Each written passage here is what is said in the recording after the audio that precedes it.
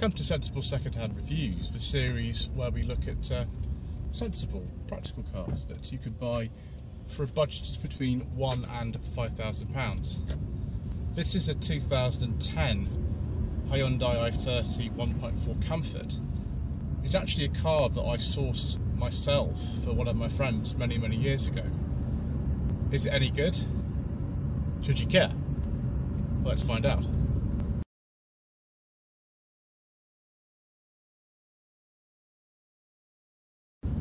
So the Hyundai i30 was something of a major step change for Hyundai back in the late 2000s. Up until this point, there have been two different cars that Hyundai had entered in this market segment, which were the Accent, which was slightly smaller than this, and the Elantra, which was a little bit bigger. Really, effectively on the worldwide stage, replaced the Elantra, although the last generation Accent to be sold over here, the sort of third one, was actually marketed for a few months, whilst they sort of sorted out what they were going to do with their range. The i30 was developed actually in Germany, not in South Korea, so it was very much tailored towards the European market. It's one of the first Hyundais where that happened. Same thing happened with Kia, who are Hyundai's sister company. The first generation Kia Ceed is based on this platform and has many of the same engines and transmissions, for example. So it's no surprise that actually to drive, these do feel quite similar. The engine in this one is a 1.4 Gamma engine, these are called, with 108 horsepower. If you compare that actually with power outputs from the more basic models from Ford and Volkswagen at the time with 1.4 engines, you'd be looking at about 80 horsepower for one of those. So actually for something like this, just the base model to have 108 horsepower is actually quite good. The other engine that I can talk about, there are some that I cannot, was a 1.6 124 horsepower. I've actually driven that engine in a Mark 1 Pro Ceed, which is the three-door version of the Ceed. Of course, because the i30 and the Ceed are so similar, they would have produced about the same driving experience in that way. Although the chassis in this car is a bit different from the Ceed. It's a bit more forgiving. The Ceed is a little bit firmer setup. This is a bit softer. It's still very good. There's still a fair bit of, feedback from the steering actually, which I'm quite surprised about actually in a car like this. The ride is very good. It's quite smooth. The roads that I'm on today, just on the edge of a New Forest, aren't particularly good, but the car seems to be coping with them pretty well. Oh yes, there are also some 1.6 and 2 litre diesels available, but as usual, due to controversial government legislation and all kinds of other reasons, we don't talk about diesels on this channel. Lloyd Consulting stickers, t-shirts and mugs are available by clicking the link to the Google form in the video description below.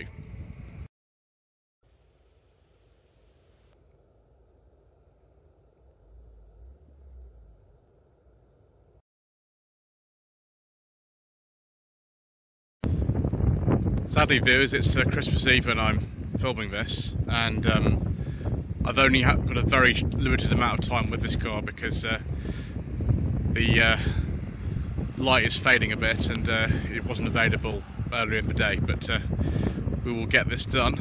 I do apologise for wind noise, by the way. This is a pre-facelift first generation i10. Later on in 2010 they did update the front end, so different bumpers, different grille, and the side mouldings are a little bit different, although this car doesn't really have much side moulding, so you wouldn't notice much of a difference. This is a car that actually, in terms of the design, it's not particularly sort of ostentatious or anything like that. I don't even think as attractive a car as the first generation seat on which this is based is at all. It's a much more sort of demure thing, but I think it looks perfectly nice in a nice kind of muted colour like this. I think it looks absolutely fine. The red possibly doesn't suit it so well, but lots of these are in. But in this colour I think it looks okay. Nothing too extraordinary, but the majority of people who own these, I don't think that's really a problem at all. Let's open up the boot. This is just for comfort, which is one trim up from the base model. So it doesn't have anything too fancy in it like parking sensors, but it's fine. As you can see, we've actually got some objects in here which demonstrate what you can fit into the boot of the first generation i30. About 340 litres of space. If you wanted to, you could get the estate version. That's known as the i30 Tourer, I think, or i30 CW, Lantra Tourer as well in some markets. That's got about 415 litres of space in the boot. That's not enough, but actually that's not bad. It's also a very sensible shape, which is good. Do we have a boot light in here, viewers? Maybe, yeah, we do. There it is. No sort of interesting things in here apart from these little tie points there, which actually would be quite good for shopping bags, I think. And also on either side we've got these handles here to pull the boot down if you don't want to reach up all that way. So we've got the child seat in one of the sides. It's not this side, which is great, so we can get in here, get out of the rain. Interestingly, the comfort until the beginning of 2010, so when this car was made, was the base model. The Classic came in at about the time this car was registered in February 2010. So this is what the base model looked like, with alloy wheels and things like that. It's quite fancy, and all-round electric windows. Certainly didn't get all those in a basic Mark 6 Golf or basic Focus. One thing that this shares with a lot of other modern cars, though, is it's just a bit kind of dark in here. Now the headline's not dark, which is good, and there is a courtesy light here. That needs a bulb changing, I think, because if I open the door or whatever, it didn't do anything, but the front one seemed to work, which is good. Adjustable height seat belts in here, which is excellent. As you can see, we've got little car seat in here because of the people who own this car have got a little chap. But these luggage nets are quite useful. I can see that my lady wife's godson's had a good go at destroying this one, which is fine. I mean, when this car was purchased in the summer of 2018, it's a car I did source myself actually for my lady wife's godson's parents. It wasn't actually that expensive. I think it was about £3,000. I would have thought by now that first generation i10s would be, or i30s, would be in no budget reviews territory for some of the higher mileage ones, but they're not. This car is actually not worth that much less than what my friend paid for it 4 years ago. So there you go. Got some CDs in here. I think on the higher trim models you get an armrest. This is just a comfort, so you don't get one. We haven't got a rear armrest in here, but we have got some ISOFIX points for a child seat. As you can see, this particular Britax seat's fitting in there perfectly. Just open the door here. We've got some storage in here. Quality is not too bad. It's not actually even hard touch. It's actually soft, which is nice. And it's not particularly inspiring, but it gets the job done. And actually, this whole car feels very, very well made for something as modestly priced as this was. Back when we sourced this in 2018. Just think it kind of, blends in quite nicely. It's got a sort of whiff of second generation pre-facelift Ford Focus about it, to some angles. Right, let's get in the driver's seat, viewers, and get out of this rain again.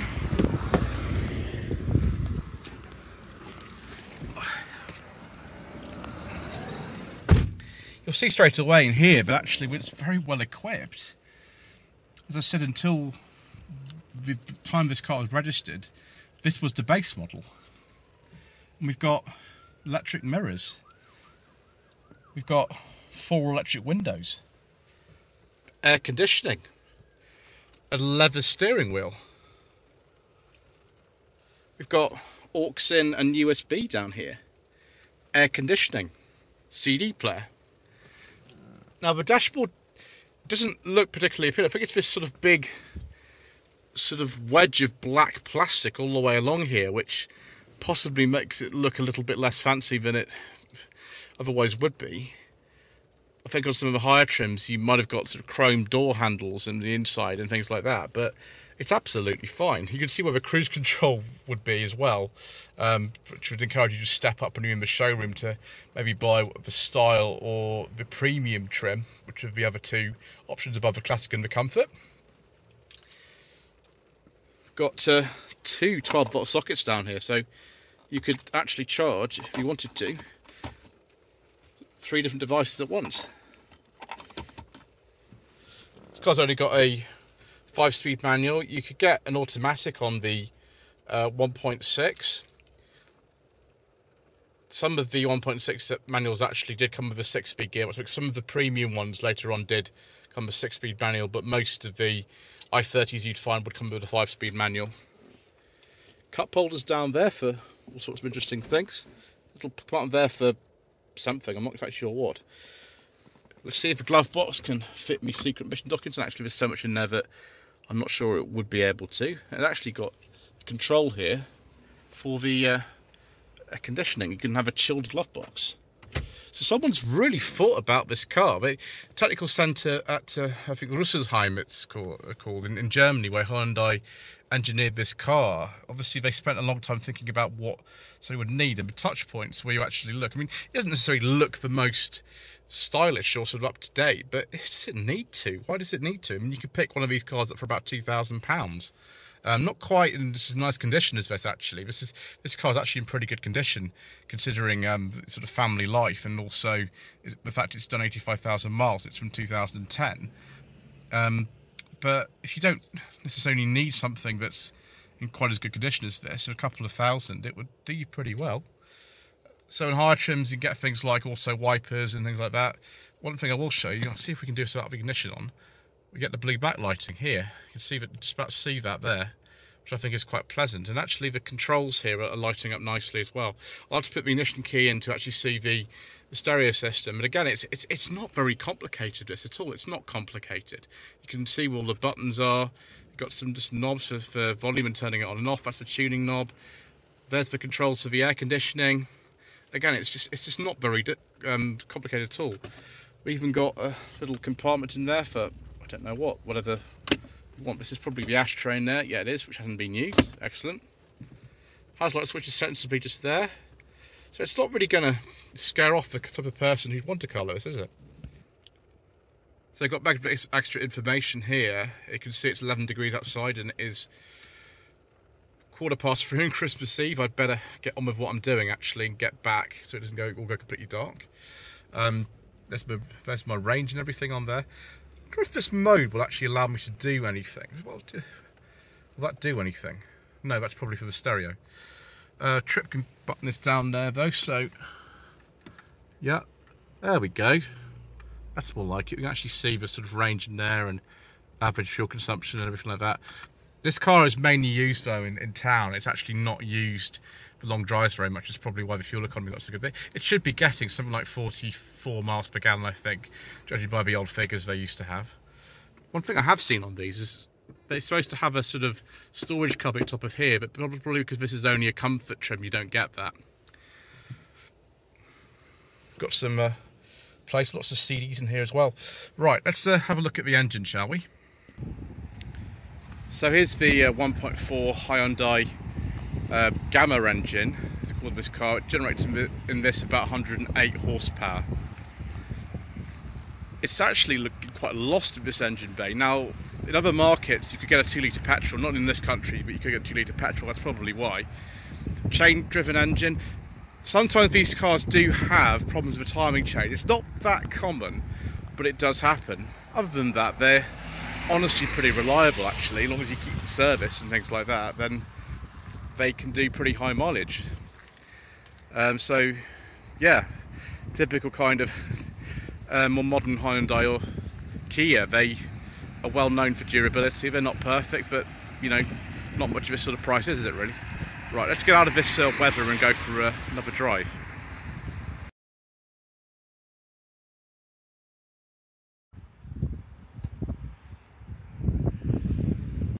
It's a very easy and comfortable car to drive. I mean, I could see if you got the some higher model, the premium was the top of the range one for most of the existence of the i30 for the first generation.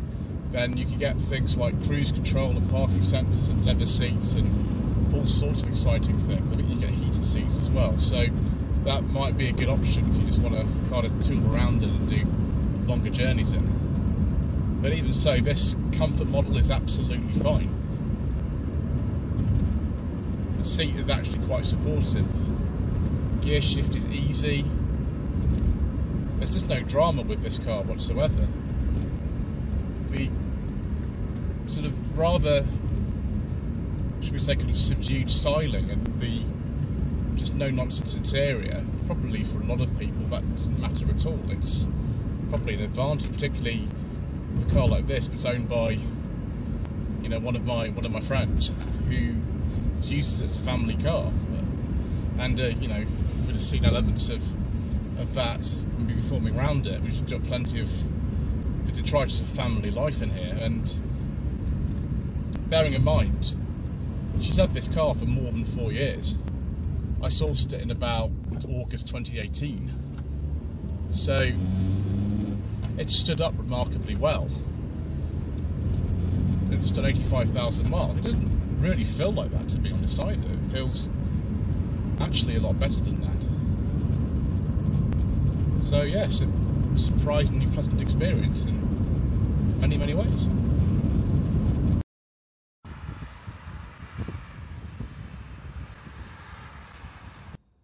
The main trim levels in this car, I think we've discussed this a little bit already, when the car was launched, were very simple. The comfort was the base spec like this one, then there was the style, and top was the premium. Around the time this car was launched in early 2010, a classic came underneath the comfort that had things like I think wheel trims and possibly even non-painted wing mirrors and things like that. There were special editions as well. There was one that came out around the same time this car was made, just called the Edition. There are also ES and SE models. It's all very confusing. But the majority of them you're likely to come across are comfort, style or premium. So should you consider a first generation Hyundai i30 as a sensible family car for your hard-earned budget of up to £5,000? Well, I don't see why not. I mean, I obviously have been quite fortunate with this one. The modest sum that my friend paid for this car seems to have paid off, and I don't think she's got any plans at the moment to get rid of it. She had it 4 years, and she might have it for the same amount of time again. I don't really know. Who knows? Not everything that I source, you know, tends to last this long, viewers, but this one seems to have done. There was a problem when this car was actually bought, in that the radiator had a hole in it, which is why the coolant was all leaking out, which I did notice, and that was replaced actually under the 3-month guarantee that the garage actually gave. There have been problems like with the door, with one of the cables that actually opens the doors on the inside, that broke, but that's been fixed now as well. These engines, I think, can have oil leaks, but it's not very serious, particularly most of the time. But apart from that, I think this is the definition of a sensible second-hand family car for a modest budget. Anyway, thank you ever so much indeed once again for watching. Please don't forget to subscribe to the channel, like this video, leave a comment below, and we shall see you again soon for more extremely rational, inexpensive